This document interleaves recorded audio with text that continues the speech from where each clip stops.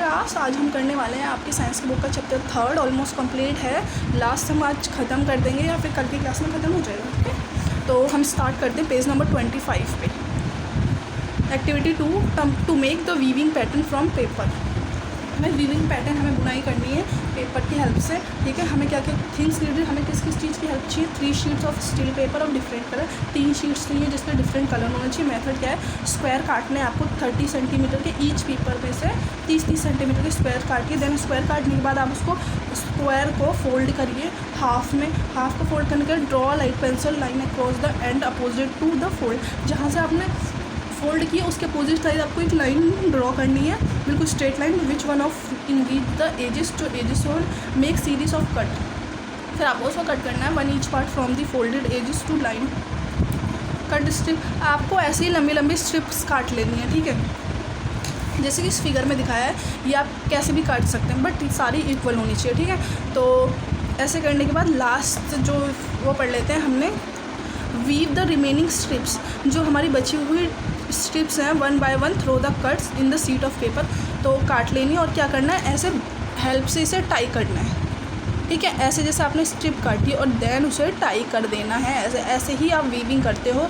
आपने easily first या second class में एक्टिविटीज़ की होंगी वीव कैसे करते हैं, तो इसमें भी वही सिखाया गया है। ऑब्जर्वेशन में आ जाते हैं। Observation, we get a woven mat which is similar to the woven fabric. जो आप मैट बनाओगे वो बिल्कुल आपके फैब्रिक के सिमिलर होगी। फिर आपका in the same way 2 sets of yarn. आपको क्या करना है, इसी बिल्कुल सेम इसी तरीके से आपको क्या करना है, 2 धागे लेने हैं और woven to make a fabric. और उसी तरीके से आप क्या बना सकते हो, फैब्रिक बना सकते हो। The yarn are much thinner than the paper strip. जो आपका यार्न है वो क्या होता है, थिनर होता है पेपर की स्ट्रिप से, पतला होता है।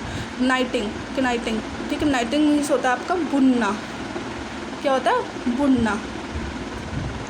You must have seen a lady knitting a weaver. जो आपने देखा ही होगा कि लेडीज़ क्या करती हैं, वीविंग करती है किसकी हेल्प से, जो ये हैं इनकी हेल्प से करती है। Muffler with the help of knitting needles से करती है। In fabric knitting in a single yarn is to make a. हम क्या करते हैं, वीविंग में तो 2 यार्न का यूज़ करते हैं, बट कनाइटिंग में क्या करते हैं, ओनली 1 यार्न का यूज़ करते हैं। Knitting can be done by hands. और जो ये है कनाइटिंग, ये हैंड से डन किया जाता है, हैंड्स की हेल्प से और निडल की हेल्प से। Nowadays most of the knitting is done by the will. और आजकल का टाइम में क्या होता है, कनाइटिंग ज़्यादातर मशीन से की जाती है। देखिए जैसे कि इस डायग्राम में दिखाया गया, ये हैंड से, जैसे आप लोग की मम्मी वगैरह स्वेटर वगैरह बनाती है ना, वही कनाइटिंग होता है। तो एक्टिविटी 3 है इसमें। एक्टिविटी 3 पढ़ लेते हैं। Obtaining fibres from a fabric. हमें क्या करना है, फाइबर से, रेसेस से फैब्रिक बना लेना। फिर थिंग्स नीड कॉटन फैब्रिक। हमें क्या चाहिए, कॉटन फैब्रिक चाहिए। Method, take a piece of cotton fabric. थोड़ा सा पीस लीजिए कॉटन के कपड़े का। Look at it seems a continue piece. Now with the help of magnifying glass. ये देखिए मैग्नीफाइंग ग्लास को देखिए, इसमें दिखाया गया। और observe the piece, we can observe that the fabric is not continue piece, it is made up of a number of threads. आपको जो कॉटन का कपड़ा लेना है और मैग्नीफाइंग ग्लास लेना है, फिर उसमें आपको देखना है तो आपको ऐसा दिखाई देगा कि उसमें दोनों साइड से जैसे हमने वीविंग की है वैसे ही उसमें क्या करी है, बुनाई की गई है। Observe the piece, it is made up of a number of threads. ये बहुत ही लार्ज नंबर का यूज़ हुआ है इसमें थ्रेड्स का। Interwoven with each other.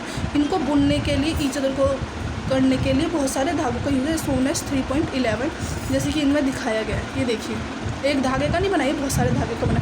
Now find a loose thread of yarn at 1। हमें क्या करना है, हमारे कपड़े में से जो लूज थ्रेड होगा यार्न का, उसके एज से उसको निकाल लेना। If no yarn are visible we can gently pull out a yarn with a pin. अगर आपको कोई यार्न नहीं दिखता निकला हो तो आपको क्या करना, पिन की हेल्प से और नीडल की हेल्प से निकाल देना। Place the piece of yarn on the table. या जो आपका यार्न निकल जाता है तो उस पर टेबल पर रखना। Press 1 end of the yarn with the your thumb.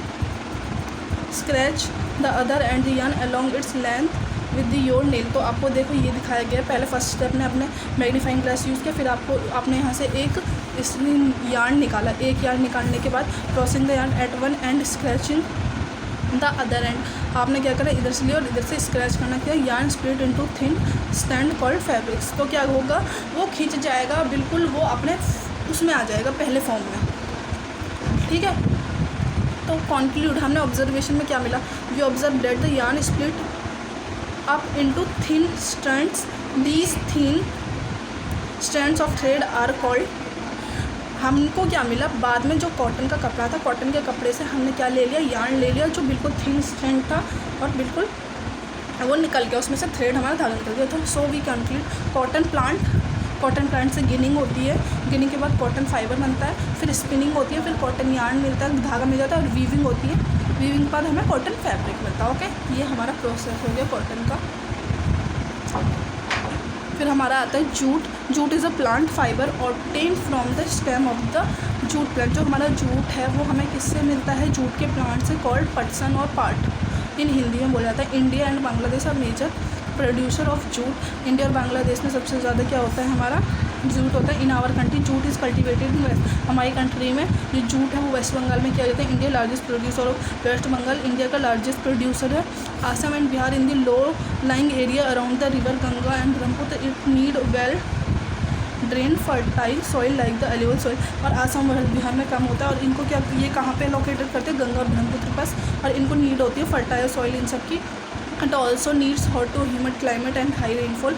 इन्हें हॉट क्लाइमेट की और ह्यूमिड क्लाइमेट और हाई रेनफॉल की भी नीड होती है ड्यूरिंग द ग्रोइंग पीरियड्स, इनकी खेती के टाइम पे। ठीक है, कल्टिवेशन ऑफ जूट, खेती जूट की खेती। Its seeds are sown in March and April during the rainy season. जो ये होते हैं ये कब उगाए जाते हैं, मार्च से अप्रैल में। जूट प्लांट ग्रोस 6 से 12 फीट इन हाइट। जो जूट प्लांट होते हैं हमारे 6 से 12 फीट की हाइट पर ग्रो करते हैं। इट बेस येलो फ्लावर्स, इस पर येलो फ्लावर्स आते हैं। The plant are cut during the flowering stage. इनके प्लांटों को कवर है जब इनमें फ्लावर्स आ जाते हैं। It is because good quality, क्योंकि गुड क्वालिटी की जूट मिल जाती है हमें इनके स्टेम से only at this stage, otherwise the stem becomes very hard. तो इसके बाद जो इसकी स्टेम होती है बहुत हार्ड हो जाती है एंड इट डिफ़िकल्ट, और इस पे से जो हमारा फाइबर होता है उसको रिमूव करना मुश्किल हो जाता है। आफ्टर हार्वेस्टिंग, जब हार्वेस्ट हो जाता है, जब सब कटिंग और गैदरिंग कंप्लीट हो जाती है, the stalk of the plant are tied in bundles. इनको बंडल्स में बांध दिया जाता है। Left in stagnant in pond water for the 20 days, और इन्हें वाटर के बस 20 डेज़ के लिए रख दिया जाता है। जैसे कि इस डायग्राम में देखिए, the stem road fibres separated by hand. जो स्टेम से जो फाइबर्स होता है वो हैंड से निकाला जाता है। The fibers so obtain are dried in the sun, dried into small bundles, और फिर इनमें सन से सुखाया जाता है और स्मॉल बंडल्स में।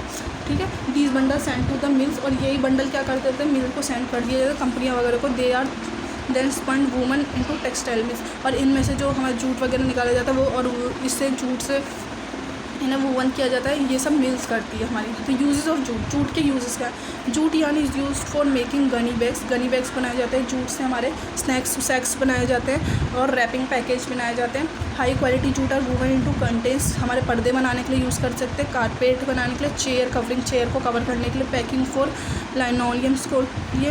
ठीक है, टुडे फैशन, आज के टाइम पे शॉपिंग बैग्स बनाए जाते हैं, टेबल के मैट्स बनाए जाते हैं, जूट की बीड्स बनाई जाती है, ज्वेलरी भी पहनते हैं आजकल जूट की, are also available in the market. Jute bag देखिए ऐसा होता है, और जूट बास्केट ऐसे होते हैं। ठीक है, तो आज की जो हमारी क्लास है वो यहीं कंप्लीट होती है। नेक्स्ट क्लास हम कंटिन्यू करेंगे। ओके।